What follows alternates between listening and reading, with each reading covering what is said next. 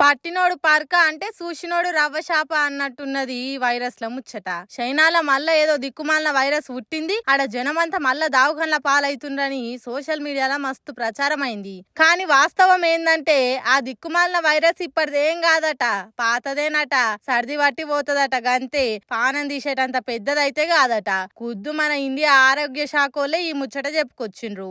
ఎవరు బుగులు పడే అక్కరే లేదు. ఎంతమందికి రోగం వచ్చినా నయం చేసేటంత మందులు మన తాను సౌలతులున్నాయని చెప్పిండ్రు ఆరోగ్య శాఖలు. ఇటు రాష్ట్ర ఆరోగ్య మంత్రి దామోదర సార్ కూడా గదే మాటానికి వచ్చిండు. వైరస్లని ప్రచారం చేయకుండ్రివా, అందరు బుగులు పడుతుండ్రు. ఇది పాత వైరసే, కొత్తదేం కాదు. సంటిపోరగాళ్ళకు వస్తుంది, కానీ జల్దిగానే నయమైతుంది. ఇప్పటికైతే ఎవరు బుగులు పడకుండ్రి అని చెప్తుండు.